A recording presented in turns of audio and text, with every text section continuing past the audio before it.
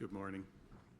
We're going to be reading from Mark 11 today, so you can turn there. Vamos a leer el Evangelio de Marcos, Nuevo Testamento, Marcos capítulo 11, del 12 al 24.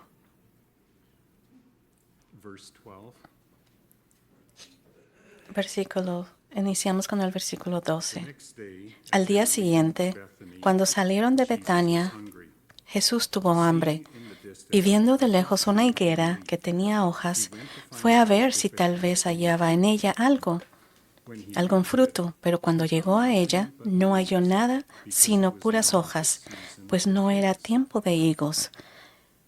Entonces Jesús dijo a la higuera: nunca jamás coma nadie fruto de ti. Y lo oyeron sus discípulos. Vinieron pues a Jerusalén, y entrando Jesús en el templo, comenzó a echar fuera a los que vendían y compraban en el templo, y volcó las mesas de los cambistas y las sillas de los que vendían palomas, y no consentía que nadie atravesase el templo llevando utensilio alguno. Y les enseñaba diciendo: ¿no está escrito?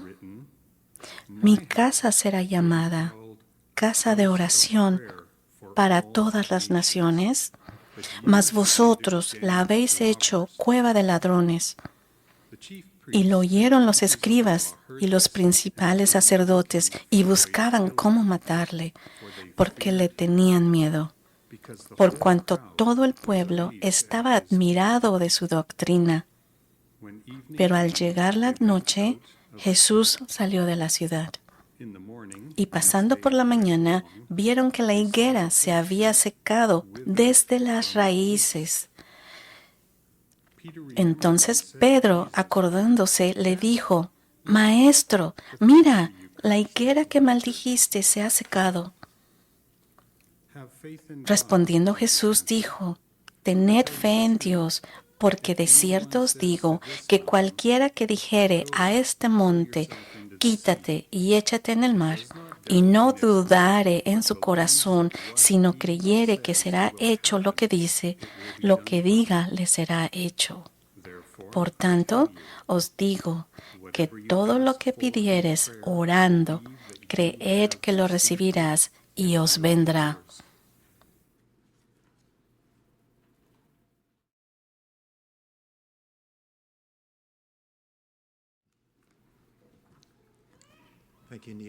Gracias, hermano Neil.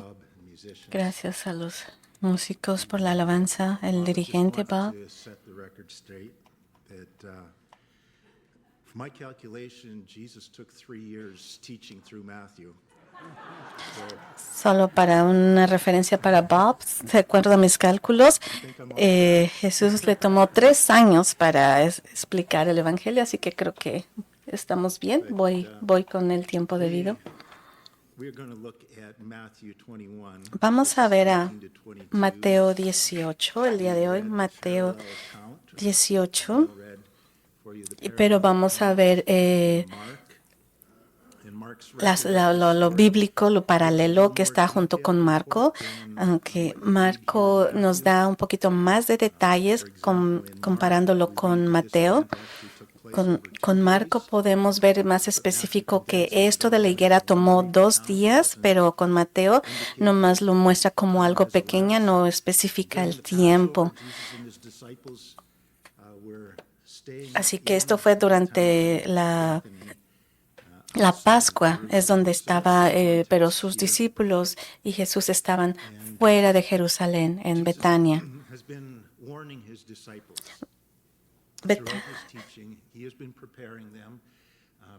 Así que Jesús les ha estado preparando a sus discípulos por lo que ha de venir. Parte de esa preparación, Jesús les está diciendo y les está avisando que va a haber persecución, la oposición. Así que les está poniendo en sus cabezas, les está enseñando de que lo que están haciendo está bien. Hasn't been common here, at least in recent years, though in other parts of the world, ever since the Aquí podemos ver cómo, por lo menos en esta parte del mundo, en Canadá, no hay persecución como lo sucede en otras partes, ¿verdad? En otros países, en otros continentes, está la persecución de los cristianos. Así que mantengan aquí en mente que esto está sucediendo, son unos días anteriores a lo que va a suceder, que es la crucifixión de Jesucristo. Vean aquí cómo los líderes, cómo actúan y lo que le van a hacer a Jesús. Y las autoridades lo que le van a hacer a Jesús. Esto solo a unos días de lo que va a suceder. Imagínense toda la emoción que todo esto acompaña. El deseo por lo que Jesús tenía hacia sus discípulos que hicieran bien. Así que la Biblia nos enseña que la venganza no está en nosotros, sino está en Jesucristo, en Él. Él es el que se encarga de eso. Y que Dios será absoluto. Él será absoluto en su justicia y que nadie se va a salvar. Y el pago está hecho en la cruz y que tú lo aceptas y lo recibes y tú le sigues, es eso, o tú lo pagas por tú mismo y eso es la separación eterna. Algunos se preguntan qué tal a aquellos que ya murieron y se salieron con la suya. La Biblia dice que después de la vida viene cuando se va a juzgar. Y la promesa de Dios cuando tú vienes a Jesucristo, que es que hay una vida eterna, que tú vas a estar, cuando recibes a Jesucristo, vas a estar en permanencia con Él por siempre. Tu destino es en dependencia de lo que Jesucristo hizo. Así que en este pasaje vamos a ver a Jesucristo. En este pasaje es lo que Él está dando instrucciones en cómo los discípulos pueden orar. Orar dependiendo de acuerdo a la voluntad de Dios. Y de cómo tienen que ver, cómo confrontar los enemigos y cómo todos estos líderes religiosos exponen y son expuestos aquí con todo lo que sus sentimientos y cómo es que ellos los tienen que confrontar. ¿Cómo oramos? ¿Cómo oramos para hoy en día lo que estamos viviendo en este mundo? Aquí nos podemos guiar de esto. ¿Cómo podemos orar? ¿Cómo es el que el Señor nos está enseñando? Oremos. Señor, te pedimos que tú, Señor, nos capacites y nos ayudes a entender tu palabra y que por medio de tu palabra nos muestres, Señor, cómo tú quieres que nosotros estemos en compañerismo contigo, con esta misión a la que tú nos has enviado. Señor, tú iniciaste todo esto por medio de Jesucristo y que nosotros podamos continuar por medio del cuerpo de la iglesia y que podamos nosotros, cada uno de nosotros, reflejarte a ti, que podamos reflejar tu total dependencia, Señor, que tenemos hacia ti. Y, Señor, te pido que tú, Señor, me capacites para que por medio de ti, Señor, pueda hablar tu palabra. Y todo eso te lo pedimos en el nombre de Jesús. Amén.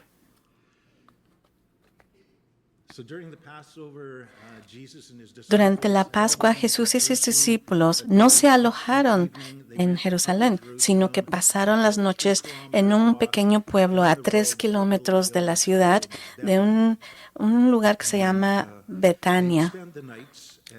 Ahí pasaban las noches. Betania era el hogar de sus amigos, de María, Marta y Lázaro, buenos amigos de Jesús. Como veíamos en el estudio anterior, ¿verdad? Era ahí donde en esos tiempos había mucha gente que tal vez estaba enferma.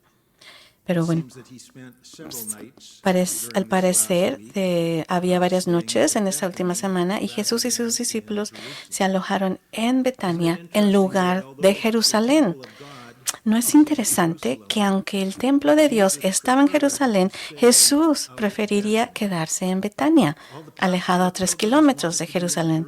Mientras que todos los peregrinos de la Pascua, recuerden que todos de todos lados los judíos venían a la Pascua a celebrar en Jerusalén, ellos querían estar cerca del templo, en Jerusalén, porque pensaban que estaban más cerca de Dios, con todos los sacerdotes, sacrificios y rituales religiosos. Pero irónicamente, en esta ocasión, la presencia de Dios en el humilde hogar de Marta, María y Lázaro en Betania era mucho mayor que el templo de Jerusalén. Era mucho mejor. En este tiempo religioso que era la Pascua. Y Jesús disfrutaba mucho de la compañía de quienes lo amaban y confiaban profundamente en Él. Un corazón humilde que lo ama profundamente es más atractivo para Dios que toda la pompa, los rituales y las celebraciones ruidosas de una religión vacía. Los versículos 18 y 19 de Marcos 21, donde Jesús maldice la higuera, tienen lugar. Todo esto sucede el lunes por la mañana, mientras que Jesús y sus discípulos caminaban de Betania a Jerusalén, donde Jesús procedió a purificar el templo, como vemos en el versículo 12 y 16. Mateo cambia un poquito el orden. Lo que vimos, ¿verdad? Lo vemos en Mateo 12 y 16, donde los discípulos preguntaban. Vamos a ver cronológicamente. Vamos a ver cómo aquí sucede realmente en los versículos 20 y 22, donde los discípulos preguntan, ¿cómo se secó la higuera tan rápido? Tiene lugar el martes por la mañana al pasar junto a la misma higuera mientras regresaban a Jerusalén. Recuerden que esto fueron un lunes en la mañana, hace la maldice y luego la higuera y se regresan y luego al día siguiente, martes en la mañana, cuando van de regreso a Jerusalén, ven que la higuera se ha secado completamente desde las raíces. Así pues, el evento culminante que tiene lugar en medio de esta historia es cuando Jesús expulsa a los cambistas y comerciantes del templo.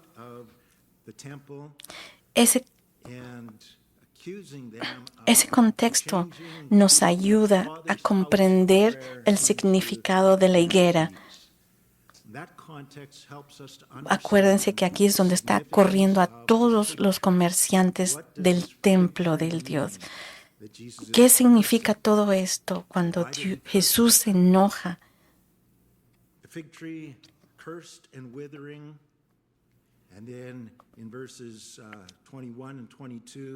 Veamos a Mateo 21. Dice, podemos ver aquí, por ejemplo, en Mateo 21, 18, por la mañana al regresar, o sea, venía de Betania a la ciudad de Jerusalén, ¿verdad? Sintió hambre. Así como ellos, otra vez nuevamente, era lunes, e iban, ¿verdad?, el lunes en la mañana hacia Jerusalén, que eran 3 kilómetros, ¿verdad? Jesús tenía hambre. Aunque era completamente Dios, vivió en la tierra como hombre y experimentó las mismas cosas que nosotros experimentamos. Experimentó hambre y dolor, todo tipo de dolor, y pocos días después experimentaría también la muerte. Sería traicionado, abandonado por sus más allegados amigos. Recuerden, Él sabe lo que nosotros experimentamos. Él lo sabe porque Él lo vivió. Él sufre lo que nosotros sufrimos. Él fue tentado, como también nosotros hemos sido. En Mateo 21, 19 dice, y viendo una higuera junto al camino, se acercó a ella y no halló en ella nada más que hojas y le dijo, no vuelvas a nacer fruto de ti. Al instante la higuera se secó. Una característica singular de la higuera es que en primavera empiezan a brotar higos verdes de los capullos, incluso antes de que formen las hojas. ¿Y cómo es que ya estaban las hojas en esta higuera?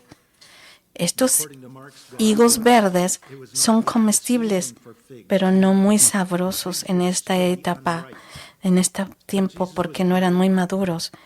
De acuerdo aquí a lo que está escrito, Jesús tenía hambre, vio las hojas en la higuera y pensó que ya había higos, porque primero sale el higo, aunque estén verdes, y después salen las hojas.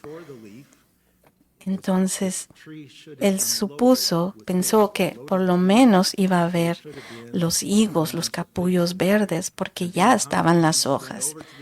Como ya tenía estas hojas, debería de haber higos. Y hambriento Jesús se acercó a la higuera para ver si quizás alguno de sus higos también estaban lo suficientemente maduros para comer. Pero para su sorpresa y decepción, la higuera no tenía ningún higo. Entonces, si hay hojas pero no higos, significa que no habrá higos esa temporada. Es una mala cosecha. Muchos se preguntan por qué Jesús maldeciría una higuera por no dar frutos. Pero todo este escenario es profético y tiene un significado simbólico. Aquí podemos ver que en las profecías del Antiguo Testamento, las declaraciones de higueras destruidas o infructuosas simbolizaba el pecado nacional que resultaba un desastre nacional. Esto no fue algo emocional de Jesús que simplemente hizo, sino que esto era profético. Todo lo que aquí Jesús dice y hace tiene un significado. Simbolizaban algo muy fuerte, ¿ok? No nomás era porque sí decir lo que ya no más creciera la higuera o maldecirla. ¿Ok? A veces la higuera, vamos a descubrir también aquí, que son declaraciones de higueras destruidas o infructuosas que simbolizaban, como lo mencionan en el Antiguo Testamento, en Jeremías, Oseas, Joel, podemos ver que simbolizaban el pecado nacional y resultaba un desastre. Una enfermedad. A veces la higuera representa a la nación de Israel. Vamos a ver en Mateo 24 que específicamente la higuera representa a la nación de Israel, pero a veces también representa la vida espiritual del pueblo, particularmente de los líderes, que afecta a toda la nación. Así que considerando el contexto de este pasaje en Mateo 21, Jesús parece estar usando la higuera para simbolizar a Israel, pero más específicamente se enfoca dentro de Israel en el estéril sistema religioso de Israel. Sus líderes religiosos corruptos, su doctrina legalista, sus tradiciones religiosas artificiales y el templo del que todos estaban tan orgullosos, los religiosos corruptos se han apoderado de todo, del templo. Por ellos, estos líderes corruptos, estos legalistas, y Jesús dice que reconoce eso. Al principio de Mateo, antes de que Jesús comenzara su ministerio, el profeta Juan advirtió al pueblo que se arrepintiera y dieran frutos dignos de arrepentimiento. Y ahora, después de 3 años, prácticamente no había arrepentimiento, aunque lo hizo por 3 años. 3 años de enseñanza, Bob. No hay prácticamente un arrepentimiento entre los líderes religiosos. El sistema religioso estaba más corrupto que nunca y los líderes espirituales conspiraban para matar a Jesús. Y la ironía de todo esto es que están celebrando la Pascua hacia Jesús, que apunta hacia Jesús, y están buscando por ese Mesías que venía, que era Jesús y estaba ahí, y aún así querían matarle a él, a Jesús. Porque ellos estaban lo que ellos pensaban. lo suyo propio en el nombre de la religión. En el versículo 13, Jesús llegó a su templo en Jerusalén y descubrió que los líderes religiosos habían convertido el templo de una casa de oración en una cueva de ladrones comercializada. Y los líderes eran los encargados de todo esto. Ellos se encargaban de organizar todo esto. Luego expulsó a los comerciantes y cambistas del templo. Los sacó. Recuerden, Jesús había enseñado una parábola poco antes, que se cree en Lucas 13. Había enseñado una antes, cronológicamente había tomado este evento antes. Vayamos a Lucas 13, del 1 al 5. En esta parábola, Jesús advertía a la gente que se arrepintiera y les estaría diciendo que se arrepintieran o perecerían. Vamos a Lucas 13. Jesús continuó esa advertencia con esta parábola. Aquí entonces decía vamos al versículo 6. Así vemos cómo un hombre tenía una higuera plantada en su viña y vino entonces fruto en ella y no lo halló. Entonces dijo al viñador, le dijo, mira, por 3 años, refiriéndose a los 3 años del ministerio de Jesús, he venido a buscar fruto en esta higuera y no lo hallo. Ok, ahora vamos a ver. ¿Y cuál es después de 3 años, dice, córtala. ¿Por qué agotar la tierra si no está dando fruto? Córtala.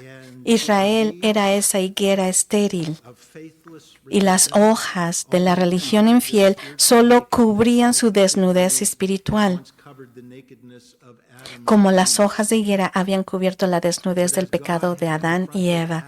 Pero así como Dios confrontó el pecado de Adán y Eva y los juzgó, Dios, en la persona de Jesús, confronta ahora la religión corrupta e infructuosa de Israel y la juzga por estos líderes falsos, por estos líderes que todo lo querían, lo hacían por su propia mano.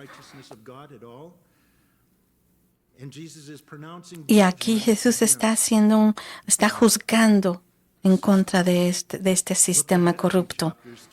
En este evento del que leemos en Mateo 21. Vamos a ver donde dice Mateo 24, un poquito 2 días después de que vimos en Mateo 21. No estoy seguro si es un día o 2, entre Mateo 21 y Mateo 24, pero es un tiempo muy corto. Es parte de nuestro contexto. Mateo 24, 1 al 2 dice esto. Entonces Jesús, vamos a ver esto profético, las palabras proféticas que dice Jesús.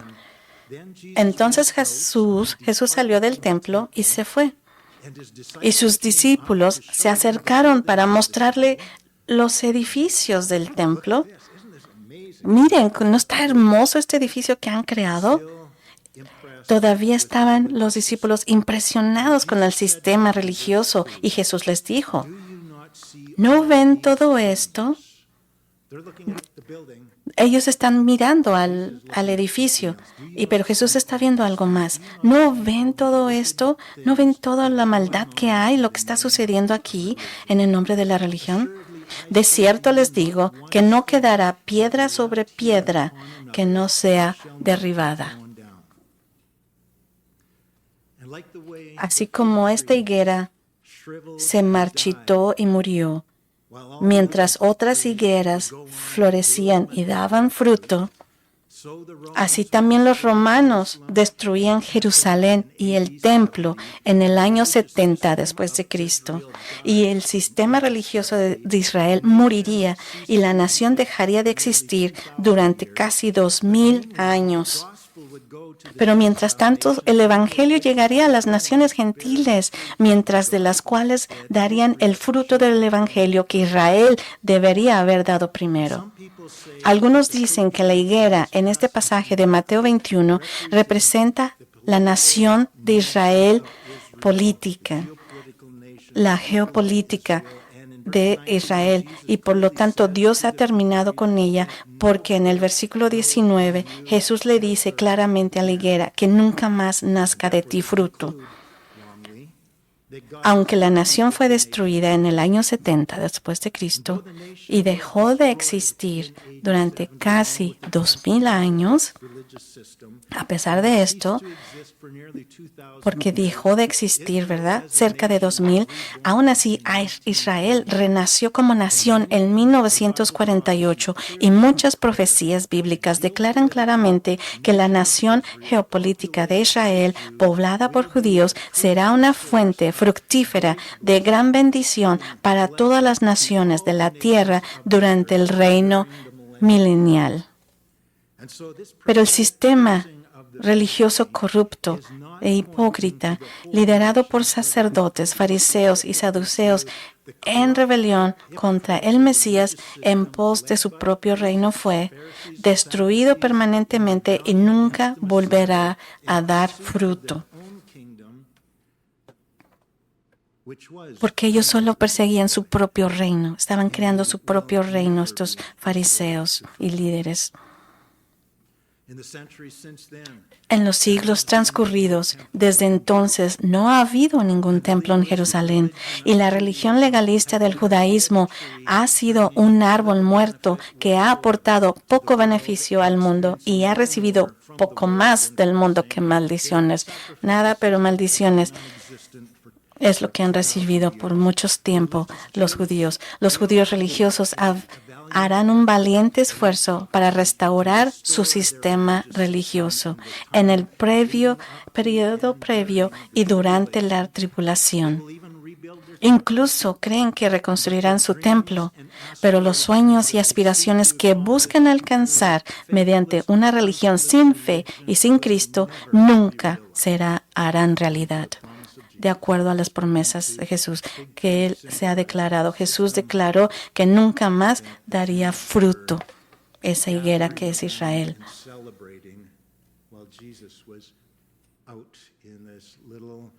Mientras ellos celebraban la Pascua, Jesús estaba fuera en Betania. ¿Qué era lo que ansiaba Jesús encontrar? Él buscaba fruto espiritual, pero solo encontró hojas de higueras de una religión vacía. Es importante hacer una pausa y preguntarnos, ¿qué busca el Señor? ¿Qué busca Jesús en nuestras vidas? ¿Qué busca? Él busca lo mismo. Busca fruto espiritual, busca tu corazón, busca tu fe. Quiere que confíes en Él y que lo ames a Él. Quiere que goces la relación con Él. Y lo que pensamos es, si solo voy a la iglesia, si leo mi Biblia, hago una de estas cosas que me hacen feliz. Estas son exactamente las cosas que van a morir y nunca darán fruto. Él nos quiere a nosotros. Busca por ese fruto espiritual, evidencias de vidas sometidas al control de su espíritu. Busca por la realidad espiritual, no algo falso. Todas las multitudes y líderes religiosos en Jerusalén hacían lo suyo, estaban nada más encargados en lo suyo y practicaban la religión de forma discreta. Y eso desanimó por completo a Jesús. Él anhelaba encontrar arrepentimiento y fe en Israel, pero solo encontró una religión carente de sinceridad, carente de fe verdadera e incapaz de cambiar vidas. Había grandes multitudes y mucha celebración ruidosa, pero sus corazones estaban lejos de Dios. Él quería que las palabras hicieran algo dentro de ellos, de los líderes, de los creyentes, pero no pasaba nada. Simplemente venían a una religión, a una revelación escandalosa, pero sus corazones estaban lejos de Dios. Buscaba Jesús personas dispuestas a negarse a sí mismas y seguirlo hasta la cruz. Y eso incluía seguirlo aún en persecución, aún en la muerte, pero en su mayoría solo encontró personas que preferían negarlo a Él antes que a sí mismas y que preferían crucificarlo a Él antes que tomar su propia cruz. Esto sirve como una advertencia para aquellos cuya religión es una hipocresía, una farsa, vacía del amor y el poder de Cristo, nada más que hojas, como las hojas que solo veían en la higuera. ¿Cómo sabes si eres religioso tú?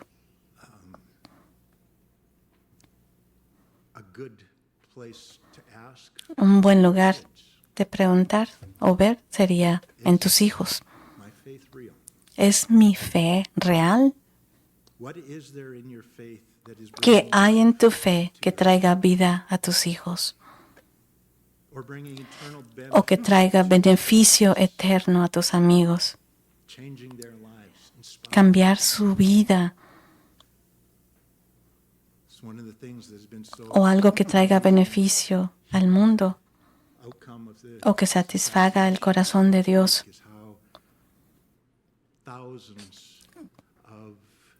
Applications have come in to start up turning points. Thousands of them in cities and schools all across the nation. Thousands of people signing up and saying, I will pick up the torch and carry on. Está hablando de lo que acaba de suceder con el asesinato que sucedió en Estados Unidos, de la fundación que se creó, ¿verdad? En Pointing Turn. What is there in our faith that is bringing satisfaction to the heart of God? Pero regresemos a lo que estamos hablando aquí. ¿Qué hay en tu corazón? ¿Cómo puedes saber si eres simplemente un religioso o si estás realmente con Jesús o que si eres una hoja simplemente de la higuera? Tus hijos tendrían más probabilidades de alcanzar la salvación si pertenecieran tal vez a una familia pagana.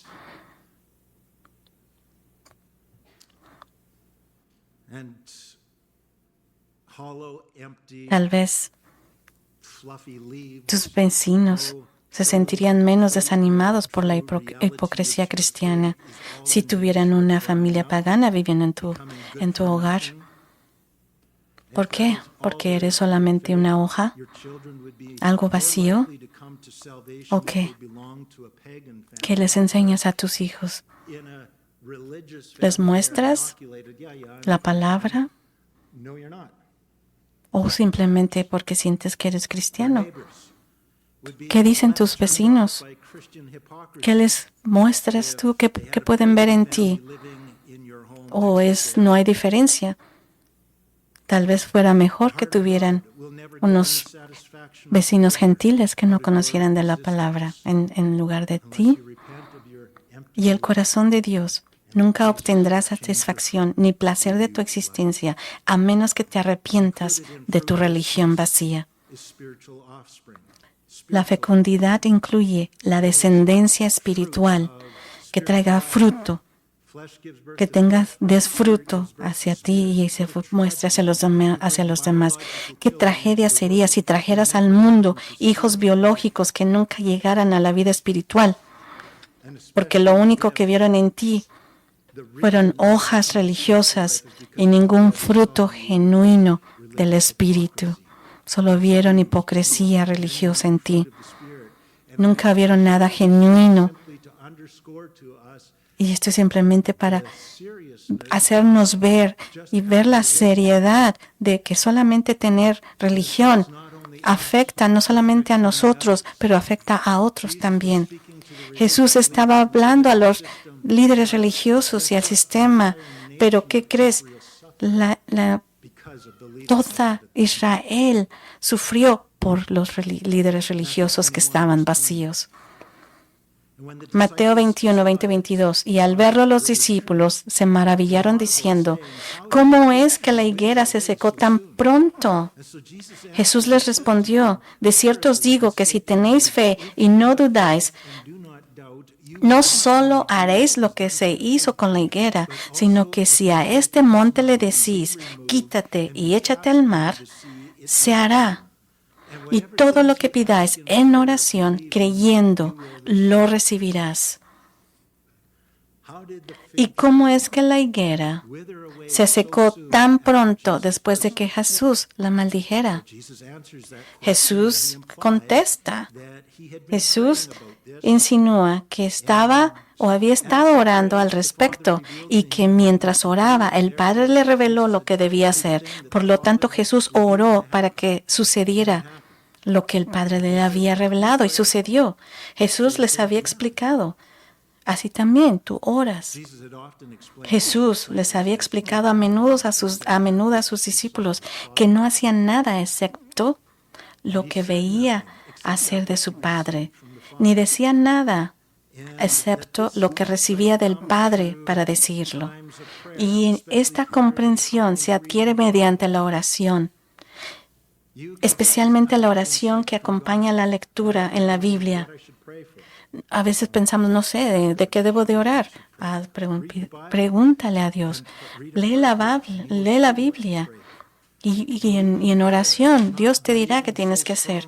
Orar en fe no es creer con tanta fuerza en lo que deseamos que nuestra fe firme lo haga realidad. No, esa es una doctrina falsa.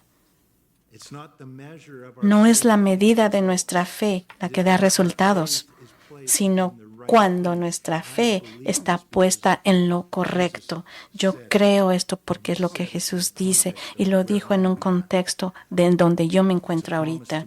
Es una promesa hacia mí. Nuestra fe tampoco se basa en lo que hacemos o lo que hemos pedido, independientemente de mi deseo, lo que yo quiero. Eso va a suceder cuando yo oro, sino en creer lo que Dios ha dicho bíblicamente. Es lo que creer en lo que Dios ha dicho y te ha revelado y lo que Dios te revela a ti. Generalmente en tu momento privado de oración es cuando esto sucede. Él va a empezar a revelar a ti las cosas que tienes que hacer, pero en oración. Ten la confianza de que Él vendrá. Vayamos a Mateo 17:20, unos cuantos capítulos antes. Mateo 17:20, vayamos ahí.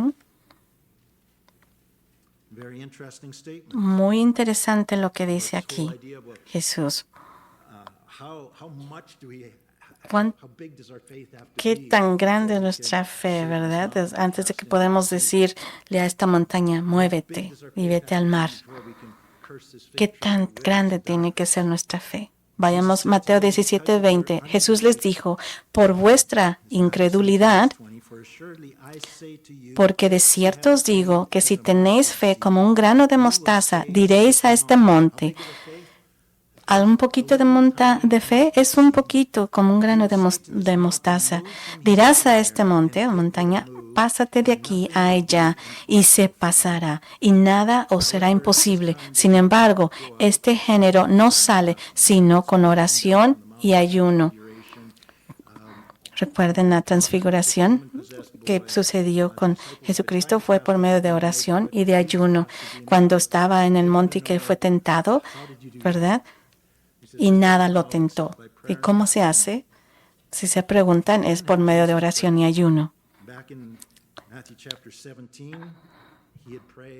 Así que en Mateo 17, él oró una noche anterior, él se dedicó a orar, ¿verdad? ¿Cuándo oró Jesús? El versículo 19 nos dice que Jesús oró antes de maldecir el árbol. ¿Cuándo oró Jesús? Chapter 21, verse 19. Vamos a Marcos 21:19, ¿verdad? Él al parecer estaba orando desde antes. Regresa al versículo 18 y pregúntate, ¿por qué tenía hambre Jesús? ¿Por qué tenía Jesús hambre esa mañana antes de ir a Jerusalén, de Betania? He was hungry. ¿Verdad? ¿Por qué? ¿Por qué habría tenido hambre? Jerusalem from Bethany, where he is Recuerden que iba 3 kilómetros de Betania, un pueblo, hacia Jerusalén. Why was he hungry? De seguro Marta tenía el desayuno listo. Bueno, se sospechaba que no desayunó porque él solía, como solía hacerlo, se levantó mucho antes del amanecer para orar. Por lo tanto, probablemente había ayunado y orado, por lo que ahora tenía hambre. Faith and anticipation. Y todo esto fue en anticipación de todo lo que venía. Así que Presumably received revelation había ayunado y orado and y direction from God. dice que recibió revelación, compresión y dirección de Dios. Y había orado para que se cumpliera tal como su Padre le había revelado, pidiéndole a Dios que se hiciera su voluntad. Así que Dios le reveló algo a Jesús, no sé exactamente qué, pero algo relacionado a la higuera, algo relacionado a Israel. Así que él oró Come to pass as para que lo que él le revelara se hiciera. ¿Cómo sabemos later on. que oró? Porque aquí dice, If you pray, this will él es lo que dice, si tú oras, esto es lo que va a pasar. when later in the morning Por lo tanto, más tarde esa mañana, mientras él caminaba con sus discípulos, no desayunó, ¿verdad? Y ya iba en camino hacia Jerusalén, él ya sabía que lo que tenía que decir y hacer al encontrarse con la higuera estéril. Dice, oh, ok, esto era lo que Dios me estaba hablando y me estaba diciendo. Se refería a esta higuera estéril. Era algo por lo que él ya había orado. revealed to him and taught him through his time alone with the Lord. En tiempo con privado con el Señor, esto era lo que él ya le había revelado. In verses 21, En segundo lugar, este pasaje no es solo una fórmula para realizar grandes milagros, como arrojar montañas al mar. Esta mención en la montaña, en el versículo 21, también al igual que la higuera, tiene un significado simbólico. Las montañas en las escrituras proféticas muy a menudo representan reinos. so this mention of the mountain in verse Así que estas menciones estamos viendo que en el versículo 21 en Marcos está hablando de algo simbólico. and you see this Montañas en las escrituras proféticas a menudo representan, es un patrón que a menudo representan reinos. very often Porque muy a seguido, ¿verdad? En la Biblia, las ciudades, capitales, las sedes de gobiernos de los reinos se construían en aquel entonces en cimas, en las montañas, arriba, en lugares altos, donde eran más fácilmente protegidas y se defendían contra los ataques del enemigo. Así que Jesús había estado ofreciendo el reino de Dios a Israel, pero ellos, especialmente las autoridades religiosas, estaban construyendo su propio reino, que ellos gobernaban y preferían su propio reino al reino de Dios. they didn't want God's No querían el camino de Dios, querían su propio camino.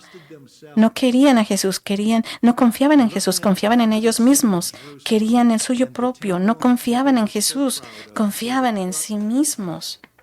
Christless religious Mirando la ciudad capital, Jerusalén, y el templo de lo que estaban tan orgullosos, donde el sistema religioso corrupto y sin Cristo habían tomado en control. Y Jesús dijo, si le dices a este monte, quítate y échate del mar, se hará. be motivated to pray such a prayer. Los discípulos unos días antes estaban muy motivados para hacer esta oración.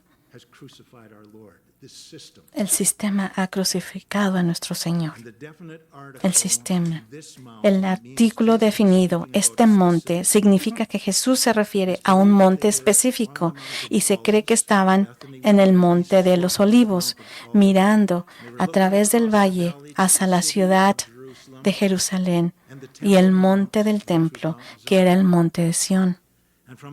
Desde ese punto estratégico, el Mar Muerto se ve detrás de ellos al este y el monte del templo se ve a ellos al oeste. Entonces Jesús hablaba de esta montaña, se representaba el reino sin Cristo que los líderes religiosos estaban construyendo y que sería arrojado de este lugar de preeminencia al Mar Muerto. A eso se estaba refiriendo. Que esta montaña, este templo que han hecho, que han construido con sus propias manos sin Jesucristo, ¿verdad? Ese lugar era con un sistema anticristo que ellos estaban construyendo. Eso se iba a ser arrojado desde ese lugar, desde la montaña, hacia el Mar Muerto. Más el punto más bajo de la tierra, que es como a 400 metros bajo el nivel del mar, que es el lugar más bajo, si tú crees en oración. Ese falso sistema religioso y sus líderes con sede en Jerusalén, en quienes el pueblo de Israel confiaba más que en Jesús, serían destruidos y arrojados por el juicio de Dios al lugar más bajo. Como en Daniel, como vemos, seguido, esto es parecido, en Joseph, eso es lo mismo, está sucediendo. La higuera, el árbol de la higuera, estamos viendo, está ilustrando lo mismo proféticamente. No habrá una piedra ahí, en ese templo, se destruirá. De nuevo, ¿verdad? Este mismo mensaje que se ilustró en la higuera marchita era parte de su advertencia profética sobre la destrucción del reino de los líderes religiosos que ellos intentaban construir. No quedaría una piedra sobre piedra, sino que sería derribado. Respondiendo aquí en Mateo 21 al 22, respondiendo Jesús les dijo: de cierto os digo que si tuviereis fe y no durareis, no solo haréis esto de la higuera, sino que si a este monte dijeres, quítate y échate en el mar, y todo lo que pidieres en oración creyendo, lo recibirás. Una oración que todos podemos orar es: venga tu reino, hágase tu voluntad en la tierra así como en el cielo. Y así veremos los reinos impíos de este mundo serán derribados y Cristo regresará para establecer su reino. Creer y tener fe son como disparar un arma. Orar es como jalar el gatillo. Si tú crees y tienes preparada el arma, pero no oras, aunque jales el gatillo, nada pasará. No podrás porque no has pedido, no has orado. Pero si oras y no crees, tampoco pasará nada. Cualquier cosa que tú pidas en oración, si tú crees, si tienes fe, tú recibirás. Orar y creer juntos es cuando las montañas se mueven. Señor, que tu reino venga, Señor. Que se haga tu voluntad en la tierra como en el cielo. Traducción sería: aleja a estos líderes y su reino falso y reemplázalo con el tuyo. Nosotros como creyentes no tomamos venganza, la venganza es del Señor, pero nosotros oramos para Él, para que traiga justicia, oramos para que Él haga lo correcto, se haga lo correcto, para que el reino que ellos crean o piensan establecer no funcione, sino sea el reino de nuestro Señor Jesucristo. Van a intentar, pero no va a funcionar, no va a salir, no va a ser exitoso. Y esto no va a suceder y es profético y lo podemos ver desde el Antiguo Testamento. Pero nosotros tenemos que orar.